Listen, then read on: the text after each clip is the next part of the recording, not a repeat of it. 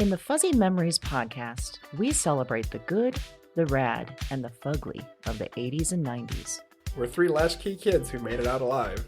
And in each episode, we break down all the culture that popped, 1 year at a time. Whether it's the birth of legends, I'm Lyme disease free today, and I have Whitney Houston and MTV to thank. Or audacious moves.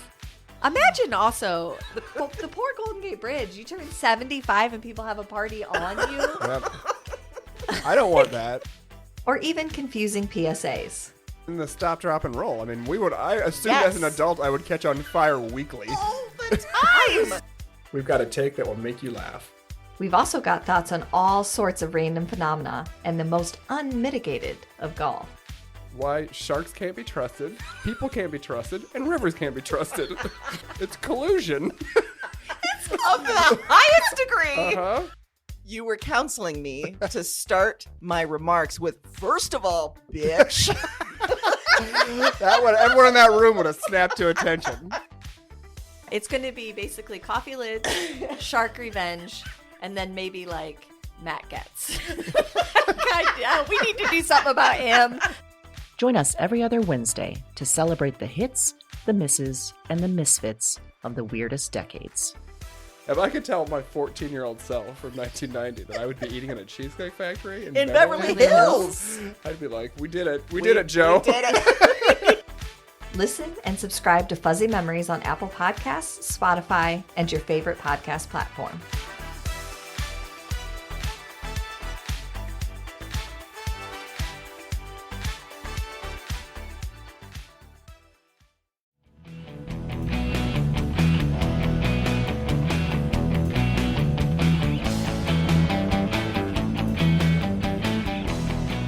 Hello, and welcome to Broads and Books. I'm Erin. And I'm Amy. And this is a very special episode of Broads and Books called Celebrity?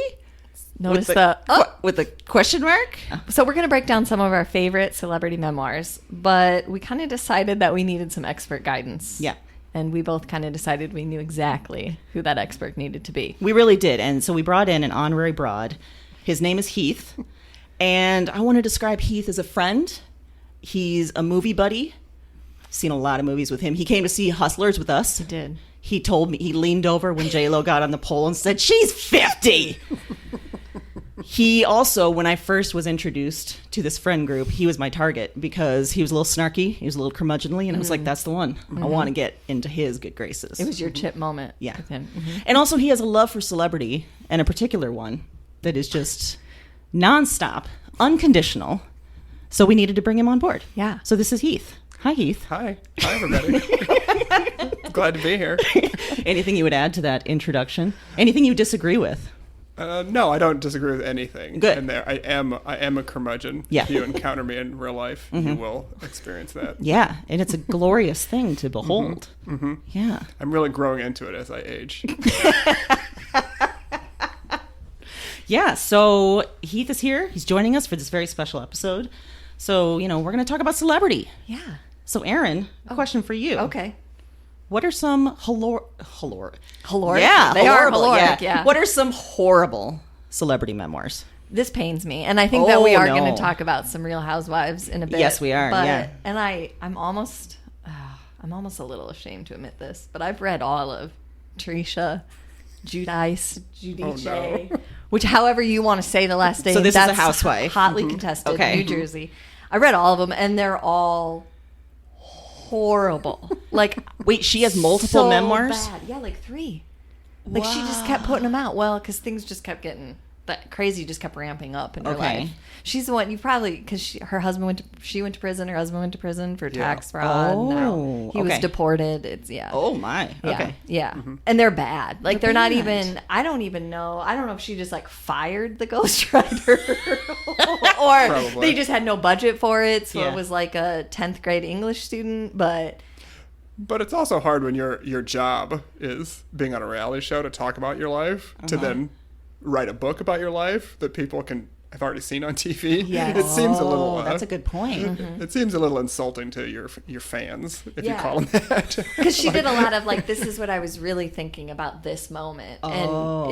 And you're right. A lot of it's like, well, yeah, I assumed because you flipped a table. Right, or yeah. I assumed because you didn't speak to your brother for years that you were pissed. Like, so. Well, that's a good point. So do you think a celebrity memoir has to have stuff that, like behind the scenes, like things that we wouldn't know as Right. normal fans? Yeah. Yeah, I think if it's not going to have new information, kind of what the point. It's like when a movie comes out, they put everything in the trailer, Yeah. and then Yes. you go to the movie and you're just like for an hour, you're like, well, nothing's happening. Like I don't care about any of this. Saw this. I saw the good stuff, before, so why am I wasting my time? Wow. The other one I was going to say was Courtney Robertson, who was a Bachelorette contestant. I read her memoir, I Didn't Come Here to Make Friends, Oh, no. which I had to just on the title. Oh. And that was also rough. It had some great behind the scenes stuff of like what happens during filming, like how they keep the girls separate and when they choose not to and stuff, which was interesting from a production and manipulation standpoint. But it's pretty much just 20 chapters of I'm a bitch and I own it. And I didn't come here for any other reason than to win. And I wasn't really looking for a husband. I wanted to win. Wow. Yeah. That actually, we have a friend, Stephanie is her Yes, name, we do. who was very close to being on The Bachelor. Yes, she did not she want a husband. was. She's competitive. And she would have been amazing. She would've been great. Yeah. Yeah. She would have cut a bitch, for sure. As any good contestant would. I wholly enjoy that. And I feel like, longtime listeners, that Erin is a big reality TV buff. Heath, would you consider yourself a reality TV buff? I think buff might be a little strong. I like to think I'm discerning. Oh. I'm probably not. I see. Okay. fair. Yeah. That's I think I draw the line at when reality stars leave their original show and they end up on a second reality show. Like maybe former housewives who end up on like the couples one that's on TV, I think is what like Couples therapy or yeah, something like that, where they send couples now live in a mansion and they just argue, and it's just sort of like there's no point in this other than to just see people at their worst. Right. Like I think that's kind of where I draw the line. Okay. How do you feel about Housewives spin-off shows then, like on Bravo? I haven't seen any that I enjoy very much, but I feel like that's a little bit more legitimate. Like if you would consider any of this legitimate. We're in a world where this is legitimate. How would you define legitimate? Right. Yeah. Yeah. But the thing is it's rare. Most of the housewives, it only really works when they've got the right combination of people. And when you just kind of pluck someone out of that, it's pretty rare for it to actually work, I think. Yeah. Yes. So, Amy, why do you think that celebrity worship happens? I think we have a desire to love and hate people so much that we want a sort of royalty. We want like this sort of upper class that we can look at and we can love, but we can also tear the shit out of them too. Like we want both aspects. And maybe because they're so far removed, it feels like we can do that without impunity, But then at the same time, I don't know, because now I'm thinking about like Jimmy Kimmel. He has like the mean tweets that he reads on his like the actresses and actors like read the tweets about them. So there's a little bit more like personal connection. And now I feel like people just do that so they can get on Jimmy Kimmel's show. Oh, that could be. Yeah. That's fair. I do Yeah. find the idea that anybody, I know celebrities have social media so they can connect with their fans, but just the idea of like tweeting at Beyonce, like, I didn't like this outfit or I didn't my like that God. song. I find that to be bizarre that anyone is so entitled to do that. They're a stranger. You might own their music or see their videos or watch their movies, but they're a stranger. Like, And what do you think is going to happen? Like Beyonce's Right. going to read that and be devastated. Right. Yeah. Yeah, you are. Yeah, what's your ultimate goal there? Yeah. especially when like the celebrities who can be political on their platforms and Yeah. say vote for this person or not this person, and people are like, can't you just be funny? I don't want to hear about your politics stuff. And it's like it's their Twitter or whatever. They can do whatever they want to. Yeah. Yeah. Like the Dixie Chicks, just shut up and sing. Oh. I'm sorry, the Chicks. They're not the Dixie Chicks anymore. My bad. Yeah, Sorry. that is your bad. Sorry, the Chicks. Come on. Well, Heath, question for you. Okay. What do you think is one of your all-time favorite celebrity moments? It was a moment. It was a moment that lasted a few weeks, but probably the Tina Fey, Sarah Palin thing that, before was it 2008 election? Yeah. Yeah. And just her, and if you read her book, Bossy Pants, like she kind of goes through it in pretty good detail, but just the sort of, because she was working on 30 Rock at the time and she was doing this, and it was just, I mean, she was very, very busy doing a lot of things, but I just think it was such a spot-on impersonation. It was really kind of, it really captured a moment. It was like lightning in a bottle kind of thing. And it was, I think that was like record ratings for Saturday Night Live when she was coming on and doing that. And and the funny thing was she didn't have to do that much. I mean, Sarah Palin was kind of a character in and of herself. So there wasn't like writing it for right, them. Yeah, you just amp up the accent a little bit, and do the pew pew. That kind of, it was just more like adding the accents. That's such a good point, because I think that it was right around there that suddenly we became super obsessed with who on SNL is going to play who. Mm-hmm. That's true. Yeah. That was kind of the since then. onset. Yeah, it's been a big thing. Good pick. I like that. Yeah. That too. So, do you think that there's a difference between a reality star and a celebrity? I mean, we kind of been talking about both, but what do you think? I do, because I'm not really a big reality show person. And in my mind, and this is me being a snob and a half, if a celebrity were to say go on Dancing with the Stars or something like that, their like credibility lowers with I agree me. with that.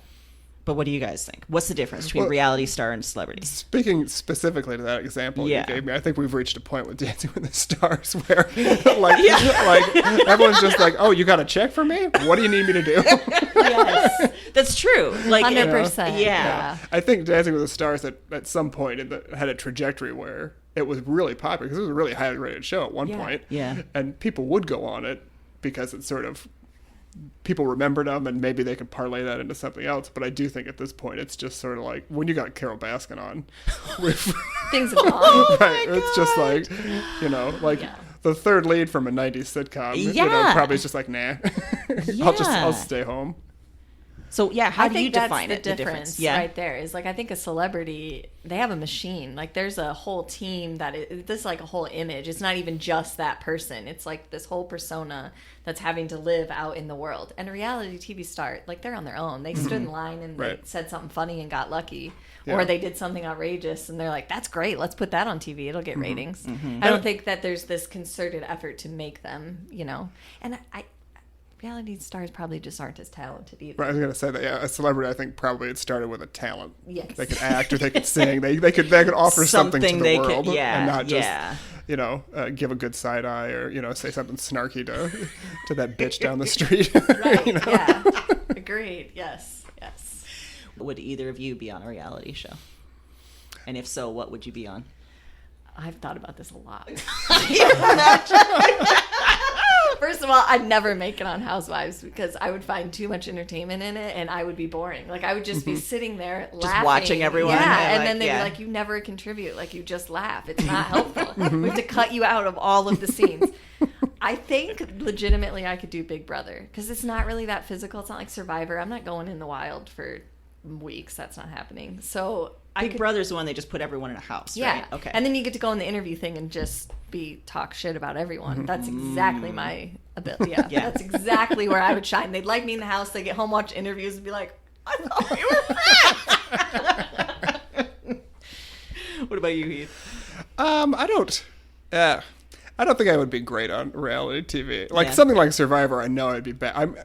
I might be good TV, but I would be a horrible person on it because I would just be like sleeping on the ground with vermin around me, and like I would just be tired. I would feel like shit. I would be hungry. I would want to drink. Yes, and I wouldn't be able to do any of those things, and I would be unappealing. Yeah. Mm-hmm. And I've gone on record with my hatred of games. So really, many shows are games and competitions, and I think that's why I don't really like watching them because there's that competition aspect. So okay. So we're not going on. You're maybe going on a reality show. Well, and they're never going to cast me. Let's be fair. I'm not going to ever pass the casting process. What do you think is involved in the cast? Well, we know from our friend there was multiple levels of like Yes. interviews Yeah. and like Yeah, and I know there's Yeah. psychological testing and that kind of thing to make sure. So that makes me laugh, like thinking that probably someone's trying to game the system with the Right. psychological thing. Like, Yeah. how crazy can I be that they can get me on there? Yeah. Well, I think they've said in like Bachelor reveal books, like producers that have written books, that some of it too is they are looking to see how easily manipulatable you are. Like they Right. have to have a certain number of contestants that they can get to do what they want. So like, Yeah, and they don't want you to hurt anybody, but they want you to be a lunatic. They're finding that sweet spot. A non-homicidal lunatic. Right, Yes. yeah. Okay. Yeah. Okay. and I imagine they're looking for competitive people too that are going to Yeah. edge that up all the time. You know Yeah. that. And just people that aren't going to get along with these other people that they've interviewed. You know, they don't want everyone to be friendly. Yeah. Because that's no fun. Yeah. Then they have to instigate way more. It all just, I'm glad that we brought in our expert because I would have nothing to say on this topic really besides just ugh. I agree with what you said though, that my respect for a celebrity goes down if they cross over into being a reality star. Like something's gone astray for you. Yeah. That this is where we're at. Like when Denise Richards did Denise Richards: It's Complicated.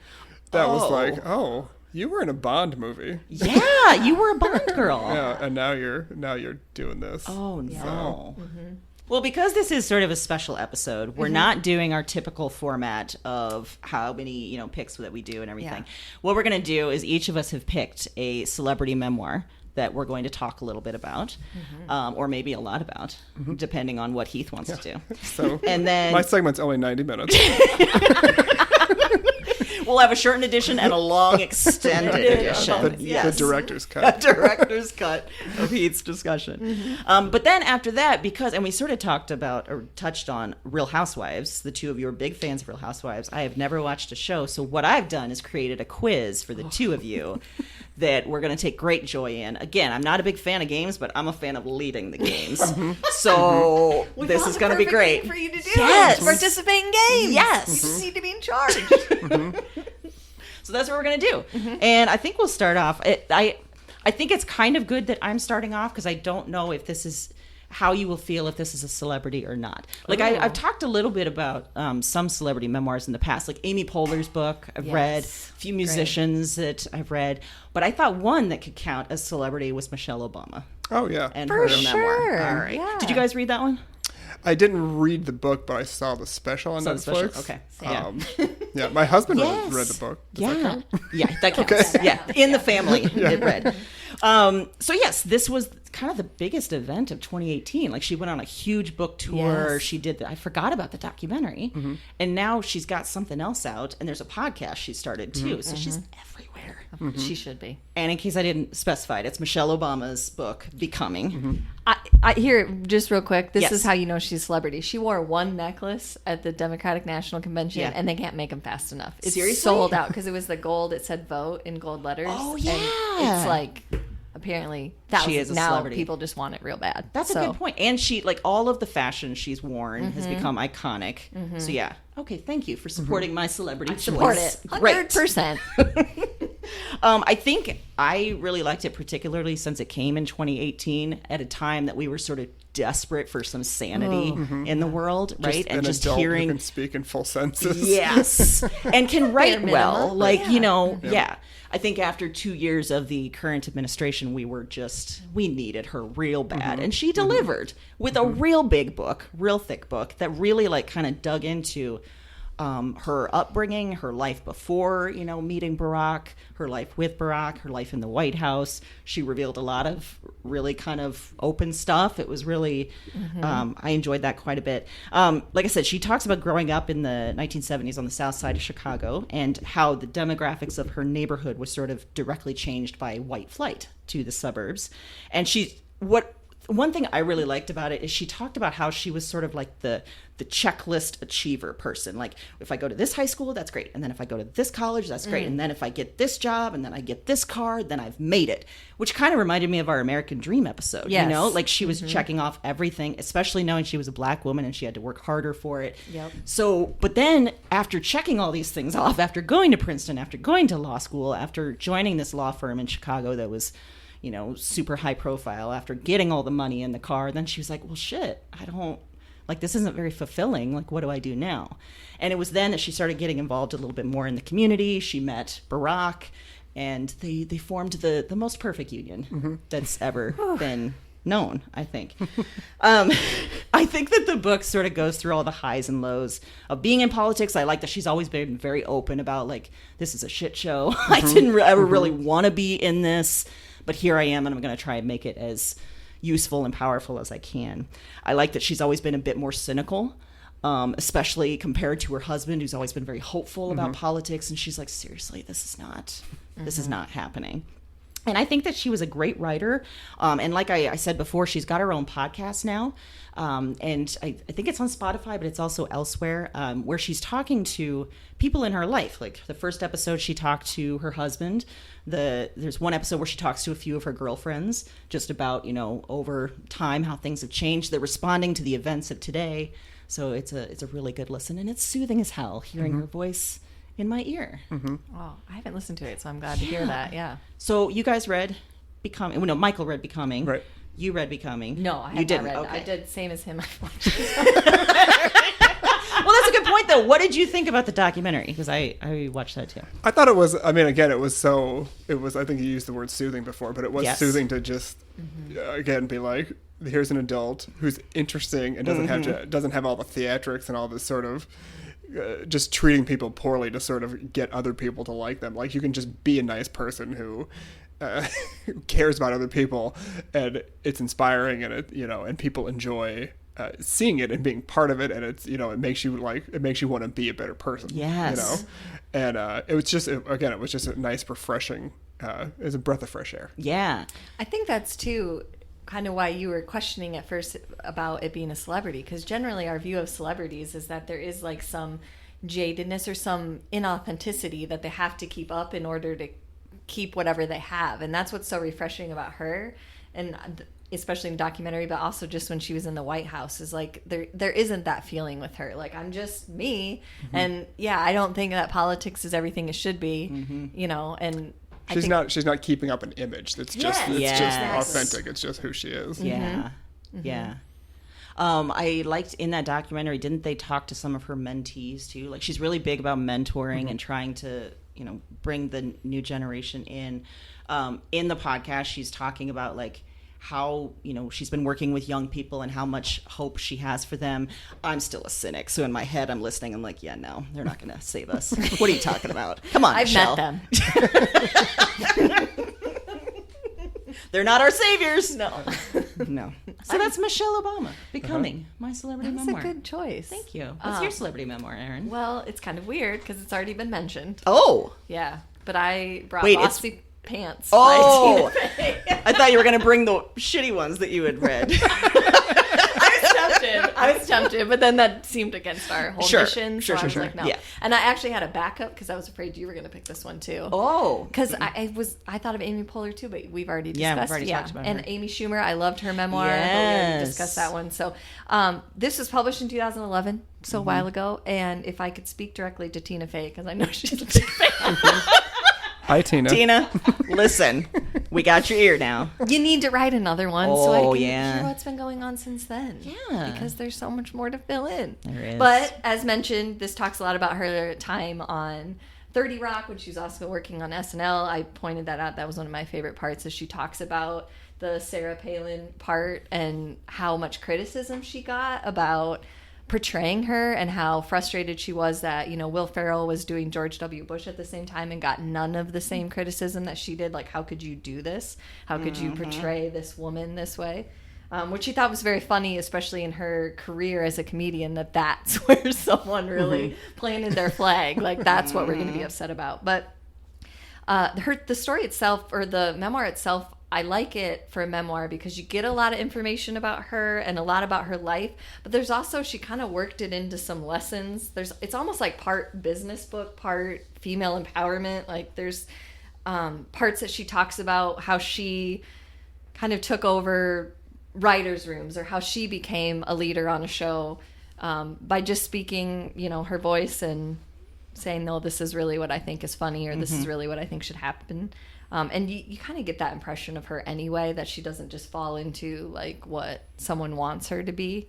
And there's some great stories about her life. Like I said, there's a story about her mom taking her to shop for her first bra in JCPenney's and like making her try it on over her clothes. Oh, God. And, Yeah. And I thought some of the best stuff too was there was stuff in there about celebrities that I never would have guessed. Like she said Alec Baldwin was a great host on SNL, which obviously she worked with him later on too. But like Gwyneth Paltrow and Queen Latifah both have great ears for sketch comedy. Wow. Maybe Queen Latifah. Maybe but Queen Latifah, yeah. Gwyneth? Huh? Right. I mean that's the Goop. second time now. Is Goop a sketch comedy? Are we being punked? Oh, are the vaginal eggs just a great joke? Is It that could it? be. Oh shit! Maybe that's it. It's a long running sketch. Tina, let us know. Yeah. Reach out. Yes, and that Ben Affleck was really good to work with. Huh. Again, that was pre-2011. He got a back tattoo since then, a real big one. Yeah, he so did. Maybe he's Yeah. taking a And turn. frequently in COVID, he's just walking around drinking Dunkin' Donuts for no reason. Oh. Yeah, that's just like his claim to fame right now. Just lots of Okay. pictures of him. And he seems to be doing it on purpose now, like weekly being seen with a Dunkin' Donuts coffee. Huh. Well, I wonder, I said how if you're Dancing with the Stars, maybe your celebrity is downgraded. Is walking around with Dunkin' Donuts a celebrity downgrade, do you think? Well, America runs on Duncan. So if you don't like America, maybe it's a downgrade. That's a good point. Yeah. I feel like maybe if you're pandering specifically to paparazzi to get your picture out there during this Yeah, time, I that have could be. questions like, what's up That over could be. there? Yeah, what's going on over there? Yeah. But I think that's something to do with his girlfriend, who I'm not even sure what her name is. But Ana de Armas? yeah, because they're calling Yeah. her Banana or something, aren't they? The two of them Oh, together. no. Come on now. Banana? Is she the one that was in, was it Knives Out? Yes. Is that her? Yes. Yeah. Yeah. Right. So very pretty and Yeah. very, very But she's also talented. drinking Dunkin' Donuts. Oh. And sometimes they're in masks Anna. and sometimes they aren't. Oh, you just God. never know. Okay. They should know. I don't know why. I'm sorry. That was a tangent. For Bossy Pants. I will say, I recently drove across the country for a vacation, and we listened to the audio version of Bossy Pants on the way back. And if you have not, it's worth revisiting. 'Cause Is it her reading Yeah, it? it's Tina Fey reading it, and there's a lot of fun stuff that she does well in the audio version. That's she amps it up. It's good. I Yeah, need yeah. to listen to it. And now. also, can we take a moment just to talk about the fact that you drove across country? yeah, let's pause. And And yeah, we need a back. pause to discuss that. So you drove to Palm Springs for a little vacation. Uh-huh. And how'd that go? It went better than I expected. Okay. Yeah, it That's went. a lot of driving. It is. So it's about 24 hours on the road. So In a car with your husband. yep. Uh-huh. So, and it was, I will tell you this, if you ever find yourself in the Rocky Mountains in a car with my husband, Oh, no. don't let him drive. Yeah, just Yeah. just the idea of it makes me a little Yeah. nauseous. I Yeah. never felt unsafe, but he gets easily distracted by pretty rocks. And there were times where it was like a 75-mile-an-hour speed limit, and we were going like 50 because he's like looking around at all the mountains. And I was like, you don't want to like rush people through that, but at the same time, it's like we need to go because I'm sick Yeah. of being in the car. Oh, God, yeah. we need to keep this train moving.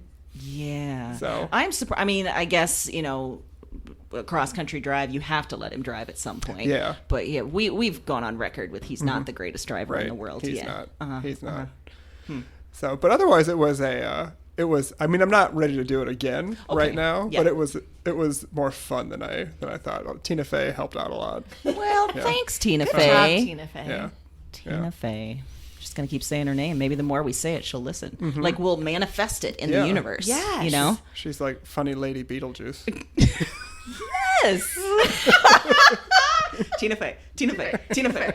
Oh yeah. Yeah. Yeah. So, if you somehow missed this in 2011, I don't know what you're doing. Now you got a great rec also to listen to it on audio. Absolutely. So, Yep. Yeah. and it's a great tie-in to Heath's pick because apparently she just interviewed her. She did, yeah, on Billboard.com. She did just interview Mariah Carey, which is my pick for the celebrity memoir of the century. Is it too early? Is it too early?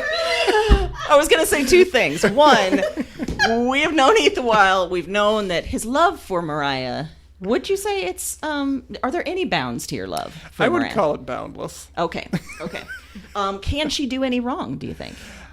She's an imperfect human, and she can make mistakes for okay, sure. But I don't think she is I don't think she has a tries to do crummy things. You know what I Okay. mean? Like, Yes. I mean, obviously everyone's got, stumbles and, Sure. yeah, that kind of thing. But I don't feel like she goes out of her way. She's not Mel Gibson. I'll say that. She's not just an asshole. Well, you have brought the book. It looks I like did. a hefty book. It is. I see there's a picture section. Yes, in there it. is. Yeah, there's good pictures in That's it. important. I think when I read it, I knew that she didn't have like the smoothest childhood, but I did not know kind of to the extent that Really? like they lived in 13 different houses. It was just her and her mother in a lot of these, and I didn't know that she has 2 older siblings, and that her older brother and her father used to physically fight a lot. Oh, and that her older siblings are a little bit older than her and kind of were out of the house, but like got into the wrong kind of stuff. And her sister, got into drugs and prostitution, and she currently has HIV. Oh no. So it's kind of, it was a dark stuff, and it was, yeah, it's just, she talks a lot too about just growing up biracial, and when she was young, like she thought all the chaos in her house was because her family was biracial, because there was that lack of unity, and she didn't really find out until she was an adult that those were just 2 separate things. It was just 2 people that, her parents were just people that didn't get along and sort of, didn't do a lot to sort of eliminate the chaos from the house. Yeah. And they just happened to also be a biracial family. So that was interesting stuff. But probably, I think what people would be most surprised about is when she was one of the biggest pop stars in the world, like she was not allowed to like go get French fries. Like there was a story in here of like she'd left the compound that her husband had built for them. The compound. Right. There was security everywhere, and she left with Debrat, noted female rapper, Debrat, to go to Burger King to get French fries. And like there was like a security, like, I mean, dozens of security people were like looking all over for her and couldn't find her. And she was gone for all of like 20 minutes. Like people just became unhinged because her husband was kept such a tight leash on her. And to throw back to Housewives, while she was getting French fries, Candy Burris, who was in the group Escape in the 90s, was at her house to record the remix to Always Be My Baby. So it's a real full circle moment here. Wow. Yeah. But also, okay, so that husband, was he sort of a producer or Yeah, it something was like that? Tommy Mottola. He was the president Yes. of Sony Records at the time, her record Okay. label. So Was he he pretty was sort of kind of her boss. But also her husband. Right, but he's also like 23 years older than her too. It was sort of a weird.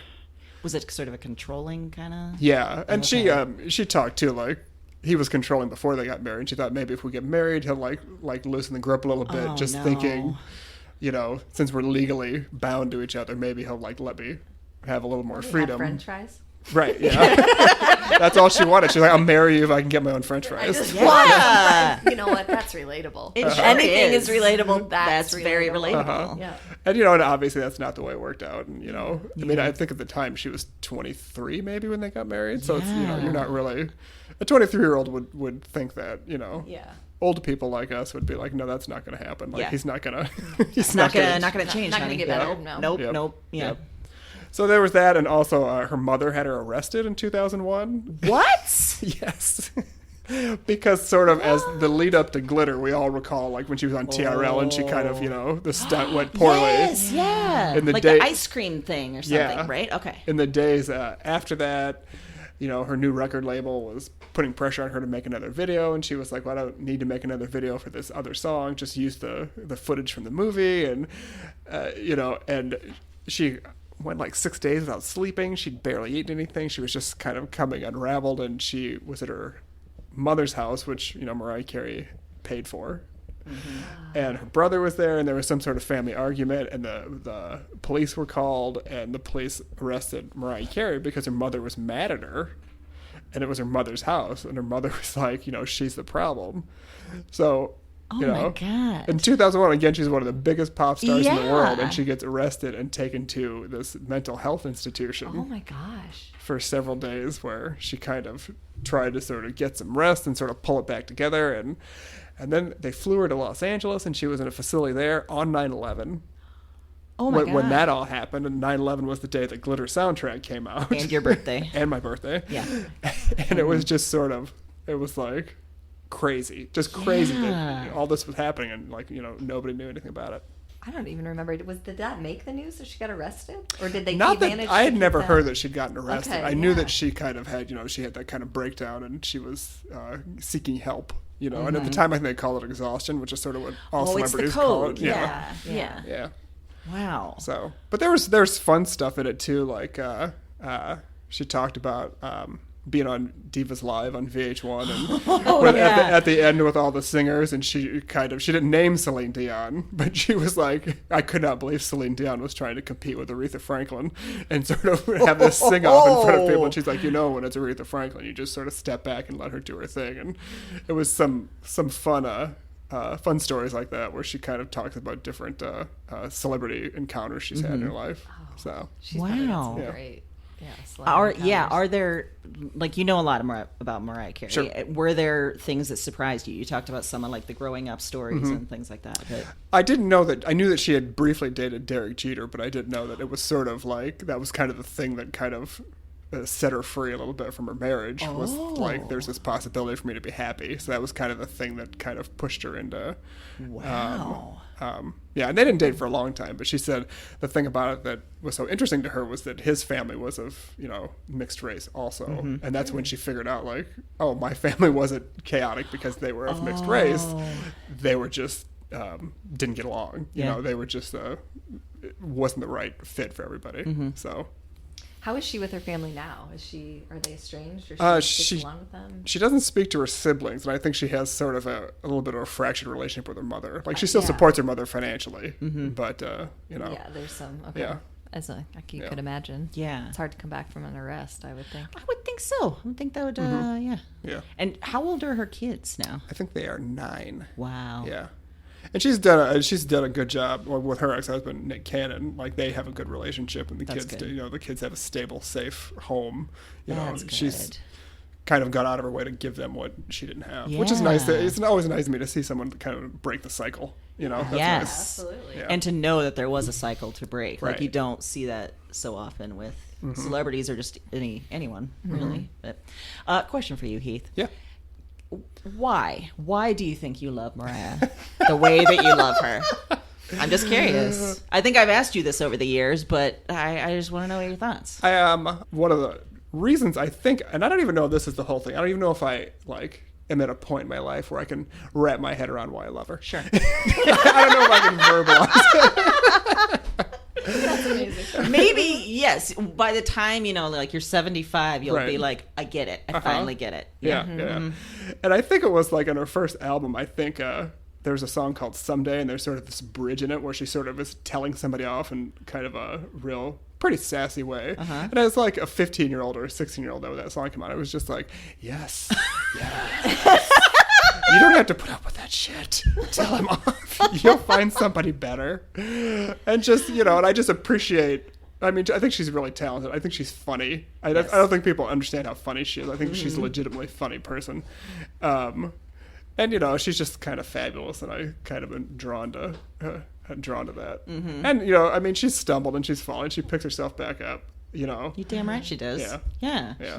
Well, I don't think we mentioned that this book, the title is The Meaning of Mariah Carey, and that it just came out. It came out Memoir. on the 29th, and you had it read by the 30th. There is no 31st in September. No. By the beginning of October. Okay. Well, I waited. It came out on a Tuesday, and I ordered off Amazon in advance, and it got delayed by a day because of the post office, and really trying to fight the good fight for your post office. But don't do this shit to me anymore. Right. So it didn't show up till Wednesday, and then I waited till the weekend to read it on purpose, because I was just like, if I start reading at 7:00 at night, I'm not going to get any sleep. That's a great idea. Yeah. So you kind of, And it was also, I knew the sooner I started it, the sooner I'd be done with it, and I kind of didn't want to be done with it. So again, I waited a few days and just kind of carried it around the house, and if Michael would set something on it, I'd be like, don't oh my you do God, that. no. Michael. Take your keys off that now. Yeah. Did the cats try and get on it at all? Did they try No. to, get some of No. Mariah by osmosis? No? Okay. Nope. Did you eat near it? No. Okay. No. I guess we were within 10 feet of it, if that's what you mean by near. No, I'm like I'll eat with the book open. It's across the room while I I'm was eating. in the same room and there was food, but it was Right. not. Well, I know that you said that you have not written in it, even though there are have not. passages, because Right. which I have a lot of respect for, because For there's certain sure. books that I like to keep Pristine. Yeah. Were any of the photos new photos, or had you seen most of those? No, I hadn't seen most of them. A lot of them were, Okay. I think, just family photos of like, people that she mentions, and like this is the grandma, or this is, her father or whatever. So there's a lot of adjectives. It was a lot of it was flowery language, which I think fits her Okay. persona. Which is interesting because you say that she very much admits there's a ghostwriter involved. Yep. So that ghostwriter must have really tried to take on her style in a way, which is a talent in and of itself. That's wonderful. Heath, will you describe your reaction to seeing Mariah live? Oh. The times that you've seen her live? Probably. I don't know. Because then I'm going to describe Michael's reaction that he described to me. Okay. Okay. I've seen her 4 times. Yep. And was gonna say, how many times? and every time is, of equally important. Yes. You don't love one more than the other. Yeah.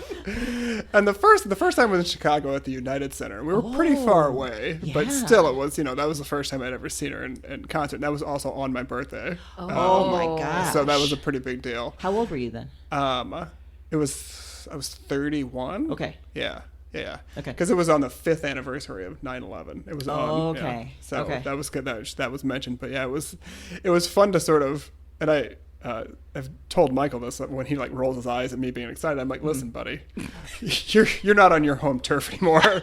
You're on my turf, and these people will come and back me up. They will come at you. If you want to scoff at being a Mariah fan, this is not the place to do it. This is not a safe space for you. That's a good point. Yeah. Yeah. But it is. I mean, there's something really cool about being just in this, a room full of other people who all sort of have the same opinion on a certain topic as you, and you're sort of all there for the same reason. And I mean, it's like, if you go to watch a football team that you love, and you're in the crowd in the stands with the crowd, and everyone's cheering for the same thing. It's sort of that kind of, it's electric. So. Well, I will describe. Michael has described to me the times that you've gone to Vegas and watched Mariah, and he says that Heath the entire time, it almost sounds like you at a movie, like just grabs Michael, like ah, and is just like screaming like giddily, and just beyond him. He said, "I've never seen Heath that happy in my entire life." Oh. So it's kind of sweet in that way. Nice. That- I'm that- glad that you're more discerning than I am, too, because I do that about movies I don't even like. It's not a great behavior. Like, it should really be saved for special occasions. And I've never seen you see her, but I did see you watch her at New Year's Eve. Oh yes. At my house. Yeah. There was the year that it didn't go right. That year, and then yep. the second year, you were so amped up all night long, nervous for Mariah to perform. And like we couldn't really talk to you because you were just so like, oh God, I just really want her to do well. Right. And then when it came on, you were sitting right in front of the TV like a child and just the smile. I'll try and find the picture for you because it's something. It's really beautiful. Oh. And I just looked over and like, oh, he's in his happy place. Yeah. Yeah, it was very, I mean, again, she fell down the year before and she got herself back up. And I was happy for her. And Another one more fun moment that I'll relate that's Mariah related and you. When we went to a small town in Iowa and we went to a bar and as we left the bar realizing that it was a terrible bar and so many terrible people, you went to the jukebox and played All I Want for Christmas Is You 12 times. And then we left while it was playing the first time. and it was like mid-October. Yes, it I was. mean, it wasn't Christmas. No. I was like, we're gay bombing this bar. That's amazing. And it's wonderful. Yeah, that's great. Yeah. That's actually a really great calling card that you should take a lot of places, I think. Yeah, I feel like they're still talking about that in Hampton. I think they Yes. there was a lot of weird things that happened that weekend. That wasn't the weirdest thing, but it was That was one not that was the weirdest memorable. thing. Yeah. Well, anything else about the book?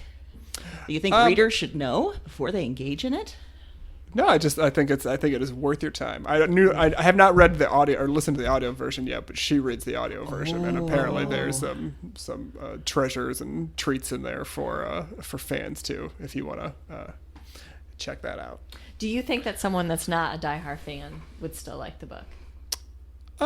I think anyone who is aware of her and sort of even as a passing fan would be interested to just kind of learn about all the stuff she went through, and probably the first 20 years of her 20 years of her career. So.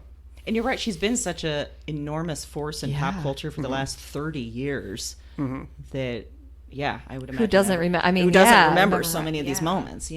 Exactly, or have some idea of Mariah Carey. Yeah, and her ex-husband seems like a real dirtbag. Really? Tommy Mottola? Yeah. Hasn't that kind of always been like the low-key thing about him, was that he was kind of a dirtbag, but nobody wanted to say it because he was had so much power? Right, I think he had so much influence. People were reluctant to say so because they would certainly pay the price. Well, and it sounds kind of like he was almost grooming her to be his wife or something. Yeah, which is gross because I think when they met, I think she was 18 or 19, and it was just sort of like... And he made a compound with no French fries. So terrible design. I forgot about the word compound. That was something. She called it in the book. She called it Sing Sing, like like because the like the prison, and also like that's where he basically was like, we'll just sing, That's a whole genius comparison, but also terrible. And I think it. They lived in two houses in upstate New York. One of them was destroyed by a fire, and one by a tornado. I don't remember which one was which, but apparently they've both been destroyed. So even nature was like, this dirtbag has to go. Right? Yeah. Well, thank you for bringing your profound expertise on Mariah Carey to the podcast. And now what I'd like to do is quiz you on your Real Housewives knowledge. Because you have both gone on record about how much you love this. And since we're thinking celebrity, we're wondering, the boundaries between celebrity and reality.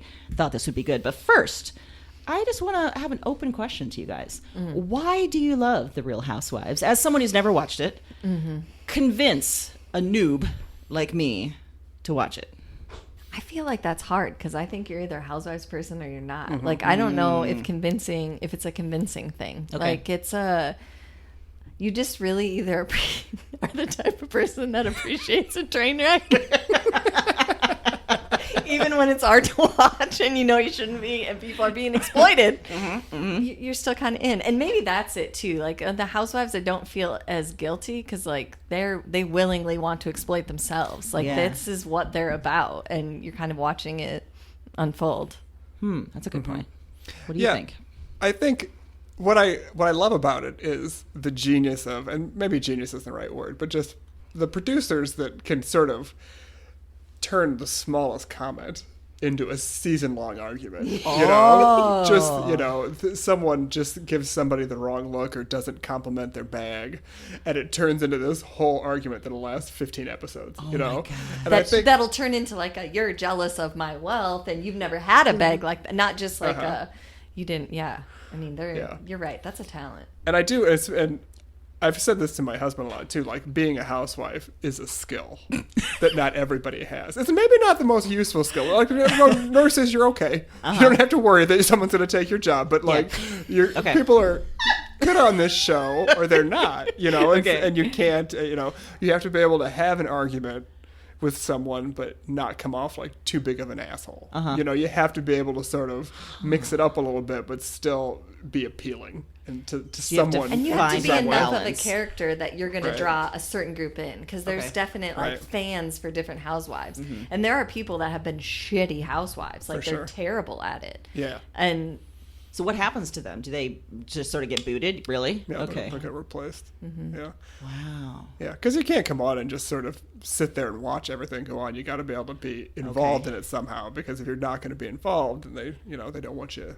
there. But you also can't be too far that you're either pissing off producers or doing things that they can't somehow explain into housewives' behavior, because then that's too far too. So it's it's a skill. That's a fine. If you piss everybody else in the cast off, then you're kind of on an island by yourself. You can't film. People won't film with you. You've got to kind of hedge your bets. Well, and you told me lately there's been sort of a interesting, there's a Trump fan, right? That's a housewife, and there's been a lot of weird tension or something. The reunion, the New York. Did you watch the latest New York reunion with Ramona? And they were talking about how she was at a Trump fundraiser, and she didn't really want to come out and say it, but that's been like an underlying theme with her since before he even got elected the first time. Like, she's always been low key. Like, yeah, But now it's probably, sort of definitely. I mean, she was at a selective fundraising party for him. Right. So That's a big deal. Yeah. yeah, I don't think So you that's go become if a you're not a bigger deal. fan. Right. Okay. But I think she's also a character on the show that is like, she knows she's never going to be the main Yes. cast member. She's always sort of, she's been able to maintain this sort of area off to the side where she can have arguments with lots of people. Yes. But she mixes it up and keeps the show interesting. But no one's tuning in just for her. No. Yeah. No. So Okay. she knows her role on the show. Okay. But what's also interesting about Ramona, she's like 71. Yes. She is much older than most of the other people on I this think show. I've seen pictures of her. She's got blonde or Yeah. grayish maybe hair. It's blonde, yeah. Yeah, She she's did got not look long 71. blonde hair. And yeah, it's like, Oh my yeah. God. Well, and the best thing about her is her like morphing. I will say, I'm not a Ramona fan, but I'll give her credit that, or the whole first few seasons of her life where the storyline, like, your husband's cheating on you. Yep. No one wants to tell you to your face, but every sign is pointing to it. And then all of a sudden they just got a divorce. Oh, And then the no. next season she was finally able to be like, yeah, he was definitely cheating on me. Yeah. Oh. Like, that's recent. So Yeah. she hung on to that and kept herself relevant for quite some time. Yeah. Yep. Okay, well, that's a good basis to start from. Now, I've developed some multiple choice questions, and as I told you before recording, I did this by actually taking some quizzes online, to which I did very poorly. One of the quizzes, I got 5 out of 20 just from straight guessing, and they literally at the end asked me, do you watch the show? And to which I had to say, no, I don't. So But you felt validated, right? I did. Yeah, that's true. The quiz sees you. The quiz saw you. It saw me for sure. All right, so like I said, these are multiple choice. So let me go through all the choices before you give your answer. Which of these housewives did not have a singing career? Luann de Lesseps, Giselle Bryant, Sherry Whitfield, Gretchen Rossi. Did not have I a think singing it's career. Giselle. That's what I was going to say. It was Giselle Bryant. You're both correct. Oh. I think it's Sheree Whitfield if we want to be, Oh, yeah. She by Sheree. Yeah. What? She had a fashion line called She by Sheree, and then one of the infamous early episodes of Real Housewives of Atlanta, she had this fashion show, and there were no fashions. No. They didn't get finished in time, so they were just sketches that she put out, and people came and looked, and it was just like... Oh my God. Wait, book related, she's also the one that wrote a fiction book about Atlanta, but it was actually supposedly like an outing of all these people's husbands that were having affairs. Oh my God. Oh, right, yeah. I don't remember what the book was called, but that was a thing. And then she wasn't on the show after that season. Yeah. Okay, this one I think I even knew the answer to because I think you had mentioned it. Which prosthetic part did Aviva Drescher throw on Roni? Arm, eye, leg, or foot? Leg. Leg, yeah. Leg. Yep. Yeah, I think you mentioned that on an episode. I did. Yeah. And that It was so that- outrageous. Yeah, and that scene was, I mean, she had planned that several days in advance. You could see the way it played out. She was like, the only fake thing about me is this. She had to. She already had it unstrapped Right, and everything. yeah. Right? Yeah, you had to. You couldn't. And they asked her about that at the reunion, and you could tell she was like, "Well, I just thought he would make a point." No, he didn't. All right. What was almost the name of the Real Housewives of Orange County? Was it OGs of the OC, Rich Women Fight, Behind the Gates, The Housewives? I think it was Behind the Gates. That's what I was going to say. It was Behind the Gates. You both are wrong. It is Rich Women Fight. Oh. It was not. Are you serious? I thought that was the fake one for sure. I did read when Desperate Housewives, their last season, I read an article, and basically they said, Andy Cohen was quoted and was like, I bet they wish they would have copywritten Desperate Housewives, because that's where they got the name for Real Housewives, because Desperate Housewives was so popular for a while. Oh, that makes sense. It Okay, does, yeah. Okay. Mm-hmm. Oh, no. All right. Which... Real Women Fight. That's Yeah. crazy. I would also watch that show. Changed my viewing. I Right, just yeah. to be that on the nose seems a little. I mean, I might have even watched that. Rich Women Fight? Yeah. Which famous actor did Carol Radziwill date? Brad Pitt, Leonardo DiCaprio, George Clooney, or Johnny Depp? George Clooney. I think it was Clooney, yeah. You're right. Good for you, whoever you are, Carol Radzewell. Well, and she was married to like a Kennedy. Yeah, she Yeah. was. Oh, wow. She's an author too. Yeah, an she actual is. author. Like a legit. Well, Yeah. good for her. And she left the show after Trump won because she couldn't stand to be around Really? the people that were support. Yeah. Oh, okay. I support her then. Which clause is not in the housewives' contracts? They can't seek public office within 12 months of leaving the show. They must change their appearance at the discretion of the show's producers. They can't sue another housewife.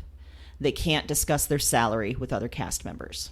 So which clause is not in the housewives' contract? I would say the public office. I would say public office too. It's actually they can't discuss their salary. That clause isn't in there. Is not in They the can't contract. sue other castmates because they do. Apparently that's in the contract. Wow. Contract breakers, Jeez. don't they? I mean, Denise Richard. Well, I think she said a cease and desist. Okay, so maybe that's that's why. fair. Yeah. Yeah. But she did try to get the producers to take out all of the salacious stuff from her last season. It's like, you think you're gonna beat a reality show producer? Like in this game of like tricking them into taking out all the good stuff? Like, That was a really weird moment too, because that's never in the middle of a dinner. She just said, "I'm done, bravo, bravo," and apparently yelling "bravo" is like saying there's a fire. Like she thought that was it, that was like the end of the whole thing. Wow. And all their castmates are like, "What? I don't know. What does that do? Does that stop things?" to throw it back to Tina Fey's book, there's a story in there when she went on a cruise with her husband and the ship caught fire and they got on the thing and they said bravo, bravo, bravo. And she was relaying this story back to a friend and he's like, how many times did they say bravo? Because apparently 4 times is bye. This is going down and you're all going to die. Oh my And they said it God. 3 times. So it's, yeah. So It's funny. Whoa. I didn't even realize that. By the way, we didn't connect the Tina Fey and Mariah Carey interview. So Tina Fey interviewed Mariah Carey recently about I Mean think, Girls? about 3 or 4 weeks ago. Yeah, Mariah Carey's a big fan of Mean Girls, so Tina Fey quizzed her on trivia for Mean Girls, and she got a perfect score. Oh my God. And she was telling Tina Fey things that Tina Fey didn't remember. So Wow. it was, it How was pretty. validating that Mariah Carey is that big a fan. Mm-hmm. Also, that reminds me of when she was on Billy Eichner. Oh yes, That was a fun, too. glorious That was. social media moment. Mm-hmm. Yeah. When she sent out copies of this book to sort of influencers and to her famous friends and stuff like that. She included the book and a box of Kleenex, for the sad parts. And Billy Eichner, they're supposed to record themselves opening it, and he gets the box of Kleenexes, and he's like, I don't know if I'm supposed to use this for when I cry or to use it to masturbate. Either one. Yeah. And she went and she reshared it on her Instagram story. So she said she thought it was funny. Oh my gosh. That's amazing. I love that they've connected. Like, I want them to do something together now. Yeah. Anyway. Okay, back to Housewives. Okay. Which housewife has not been arrested? Melissa Gorga, Nene Leakes, Tinsley Mortimer, Kelly Dodd. Not been arrested. Melissa Gorga, isn't it? I would say Melissa, yeah. I know. Correct. I knew Tinsley and Nene had been, but I didn't know. Kelly Dodd was in. Yeah, I can't remember what it was after she went off the season. I think because she spun out real weird, and Yeah. then yeah.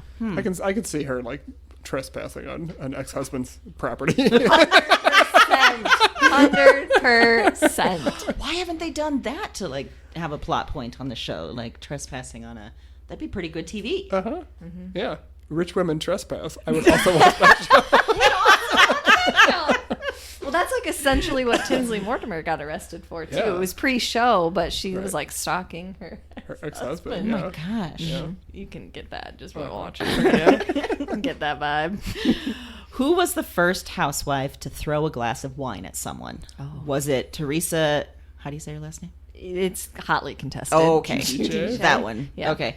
Dorinda Medley, Tamra Judge, Vicky Gunvalson. I think it was Tamara. I think it was Tamara. You're correct. Yeah. Next one. Who paid to get onto the show?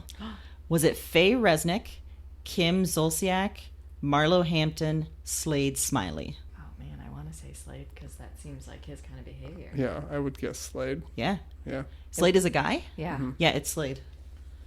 So I who- was almost in the Kim's. I could believe that one too. So who is Slade Smiley and why did he pay to get on the show? He dated one housewife like in the early seasons of OC, and then she ended up leaving, and then he started like dating another one. Yeah, they got So, married. Yeah, it's yeah. very weird. Interesting. But So there's he been a lot paid to of. get on. I think I do remember hearing something like he paid to get his girlfriend at the time, like to have both of them on, because there was one of the first ones that wasn't married but was a real housewife. Oh, right, yeah. And that was it. Now that's not apparently a requirement at all. Yeah. So, Interesting. Oh, really? So they don't have to be married? no, most. I think the last season of New York, none of them were married. Yeah. Or barely any of them are even in relationships. Right, yeah. Yeah. Weird.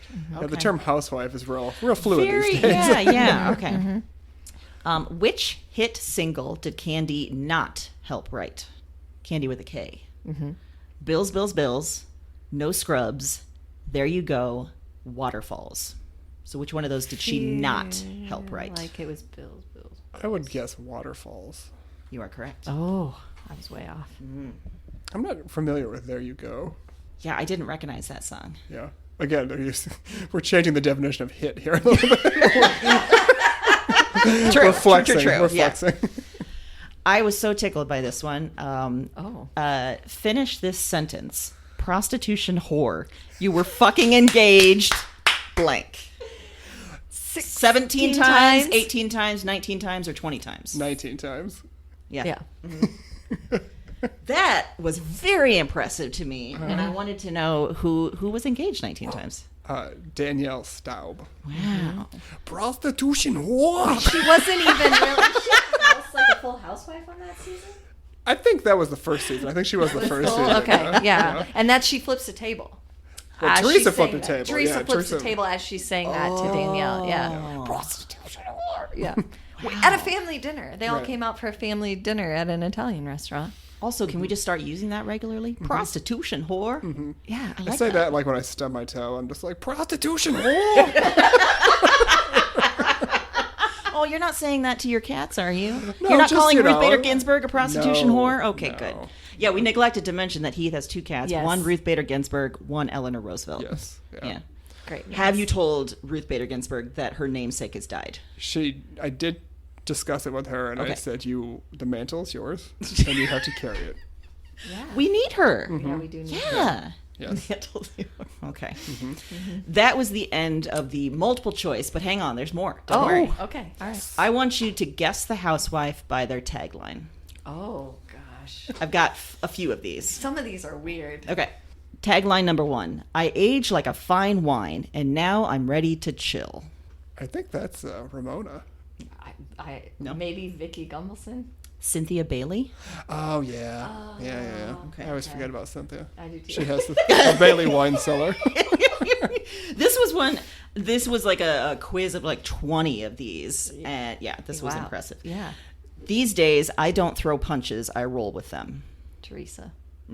Yeah. Okay. I'm the baddest thing walking and the smart. Wait, hold on. I forgot to emphasize a word. I'm the baddest thing walking and the smartest one talking. Oh, God. I can. Is that Giselle? Yes. Giselle. Yeah, it is. Yep. I'm bilingual, but I don't speak BS. I mean, I remember hearing these, but I can't. I can't. It's got to be somebody from the OC. Tamra. Carrie Brittingham. Carrie Brittingham. Was she? Was she that one that was on OC for like one season She could have been. that got kicked off because she doesn't accept her brother or something? Again, this is me not knowing any of these Yeah. names, so I was just picking the ones that. No, I that's All hey. right. Yeah. Last one. You can stab me in the back, but whilst you're there, kiss my ass. Lisa Vanderpump. So she's one of the ones that got a spinoff, right? Like I've heard of Vanderpump Yes. Rules. Okay. Yes, but that's not. I mean, I think Vanderpump Rules is basically the Real Housewives for men. Yeah. Because a lot of the characters are also men and they're young and they drink too much and they like attractive women. And so it's sort of, the concept is the same. It's just a little bit different characters. But I think see, it's sort okay. of, that was the one that like made it okay for men to watch shows on Bravo. Aha. Yes, because Mike decided he liked that one. He watched Vanderpump Rules way before he got in. I'm like, that's Right. ridiculous. Like, So it okay. gave straight guys an excuse, I guess. to watch. The, Yeah. Okay, great. Because I guess you need that. I guess so. Yeah. I mean, just own it. That's what I say. Exactly. It's great TV. I mean, So final item is an open discussion where I ask you to defend your wife. I want you to choose your favorite season and your favorite wife.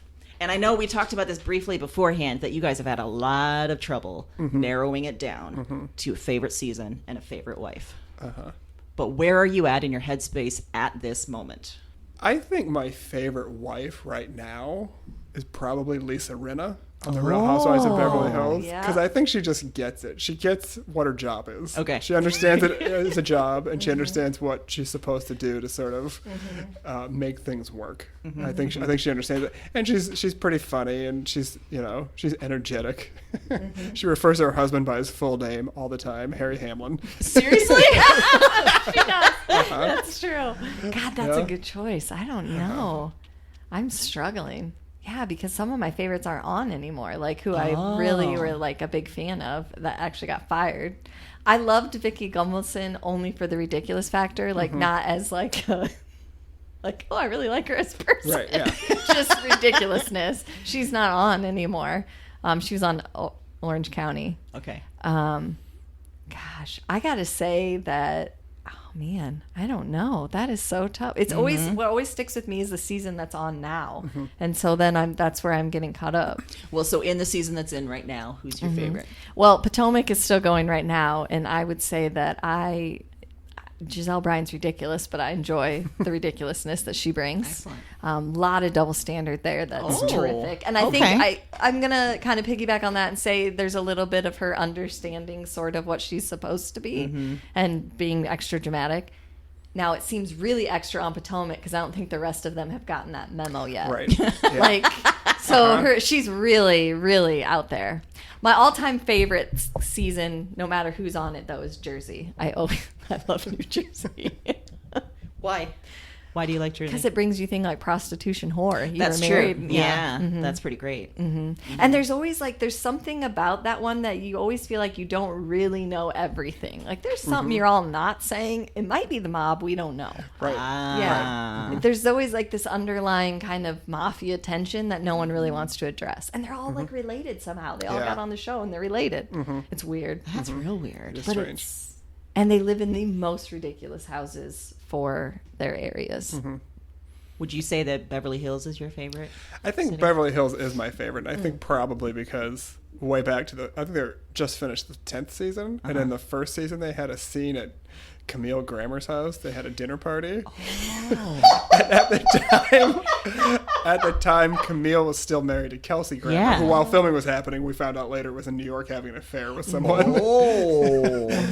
But they produced the show Medium, starring Patricia Arquette, right? Where she was, clairvoyant and all that. Well, the woman that it was based on was at their house at this dinner party, smoking on an e-cig before vaping was a thing. She was sucking on this e-cig. And she tells, and there's, arguing ensues, and people sort of question her ability to actually do this. And at one point, she looks at Kyle Richards and says, "Just know," she's like, "Your husband will never emotionally fulfill you. Know that." Oh my God! While she's sucking on this e-cig, and it is just It's just and it just explodes after that. And that has been replayed. Like they work that in almost every season. That exact scene because while that argument's taking place, there's 3 other arguments taking place at the same table. And I don't know if there were guys with cameras out in the van and they were just come on, so they could catch everything. Yeah. That's true. That is an iconic moment. Okay. Know that. Yep, right. You're right. Mm-hmm. And the thing about Beverly Hills too, I mentioned this a little bit earlier, was they go to fabulous places when they go trips. I think every season they're contractually obligated to go on a trip, and they go to Rome or Abu Dhabi or Paris. They go to these fabulous places, and on some other versions of the show, they go to Savannah, Georgia, which is lovely. I'm sure it's lovely. Yes. You did mention this. The different cities you can tell is a very different definition of a rich woman. Yes. Okay. Yeah. We did mention too before we started recording that the next one is Salt Lake City. They've been heavily promoting. I'm a Mormon. I'm not a Mormon. I'm not a. So what are your predictions for Salt Lake City, Annie? I feel like they're going to be really unapologetic about their shenanigans. Yeah. Do Do you think there will be a polygamy discussion at any point? Oh, for sure. Yeah, for it sure. has at to some be. point. Okay, Yeah. all right. Yeah. And speaking to that point, like when this all started like 12, 13 years ago when the first ones came out, social media wasn't really a thing then, and it is now. And That's a good point. They put up with a lot of shit from yahoos that Yeah. that take this show too seriously, not like us who are taking it the right amount of serious. Yes. Thank you. I have not tweeted at anyone, to be clear. Okay, so that's how you define a Yahoo, is you haven't tweeted. Right, yeah. Or / hooligan, depending on. All right, Yeah. Is there a city you would like to see have a Real Housewives edition? I think it would be interesting in Chicago. I think it would be interesting. That's a good one. Yeah. Because I feel like there's kind of a, even in the right suburb, there's still got to be a little bit of like rough and tumble in some of those ladies. They've seen some things. Yeah. So, That's true. I have wanted more something more Midwestern, not get out of the sun and the always like that easy type of, something a little, I'm not opposed to a Real Housewives of Des Moines. I was just going to say, maybe we should start a petition with our significant power to make this happen. Obviously, yeah. Tina Fey, you're listening, so maybe you can help us get this going. Plus, how great would it be that way if you go out to dinner at some point, whenever, that the possibility that you could be one of those random people in the background that sees this happen. Boy. Yep. You could be Martini Mike. What? I don't know who Martini Mike is. He is. It was this season on New York.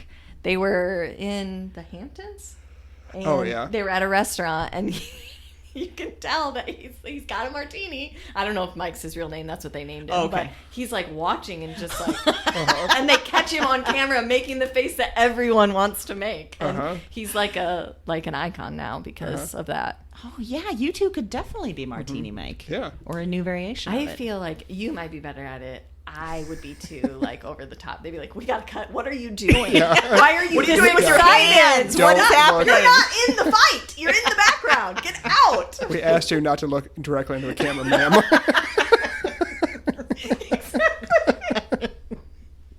They'd be like, nope. Oh man, can't use any of the footage from that restaurant.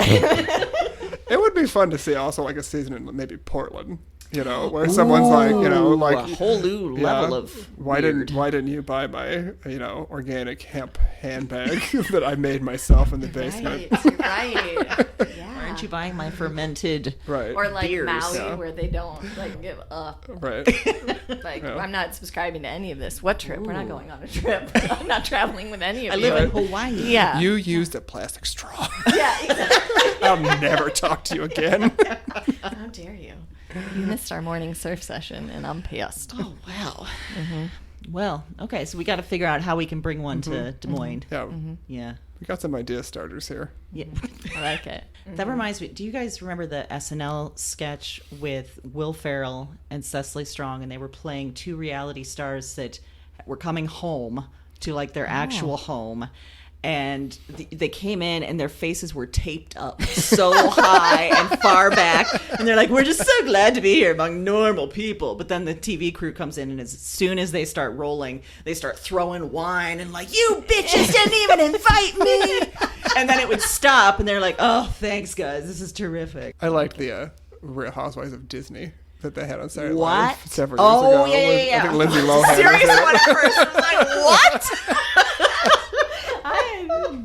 Well, you have definitely established yourselves as the experts I knew you were. Thank you. So well done. I think I was slightly keeping score, and I think Heath won. Oh, We yeah. had Yeah, one he more. had some others in there that I did not remember. So well done, Heath. I'm Thank you. terrible with Yeah. taglines, it turns out. As per my agreement to come on the podcast, I won the quiz. That was in his clause. Not in your class. Yeah, so Heath, you've done hundreds of podcasts. Yep. How does this one rate? It's in the top 2. Oh.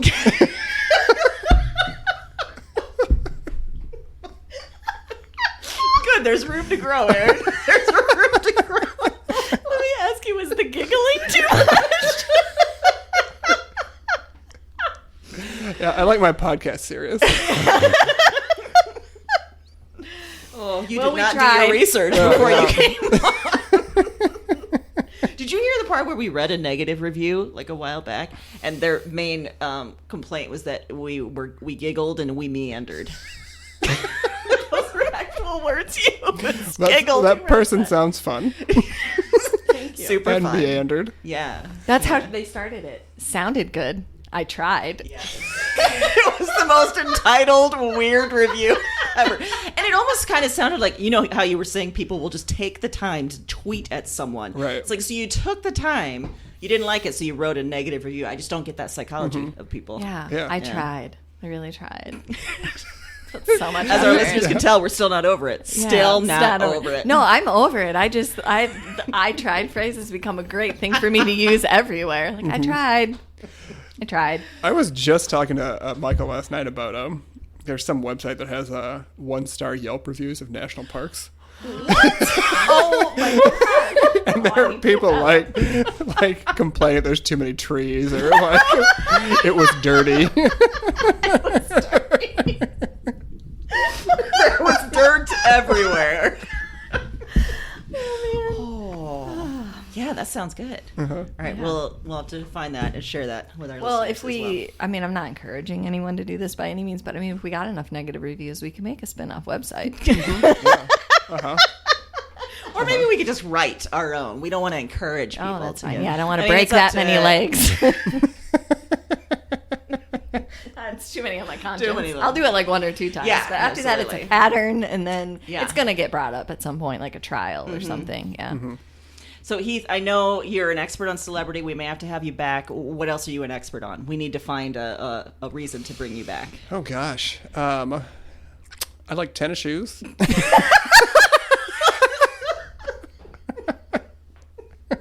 That's true. You do. All right. Well, I like sandwiches, too.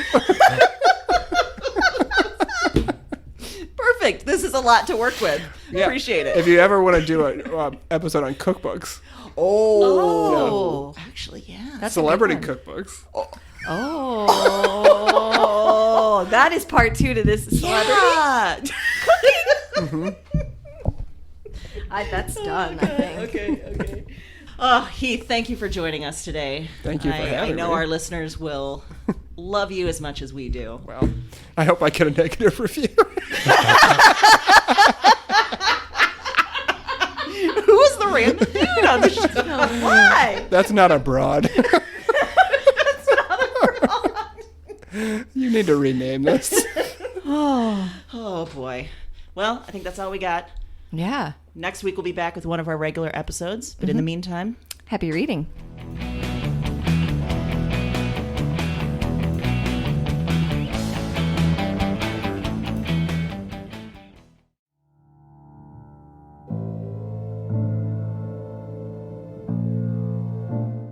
I'm up again. Same night, another dream. Before trying this recording thing, I didn't remember much of anything of these dreams. I didn't remember much from any of the women. And one night of doing this, and it's broken things open. The dreams they're in me, and they're coming out of me, and Talk to me. I am not broken. I am the most whole, most real. cause their despair. I wait for the word. Witch. Look at the mad woman in her cage. She was a woman with holes inside her. That was the heaviest factor, the final evidence, the heart of the issue. Somehow, you understand this. You hear me. Wherever you are, whatever this is, This isn't a dream journal anymore. It's not. It's just fact. Because now this is some sort of record. What are these dreams? Maybe there's a better question. Who are these women?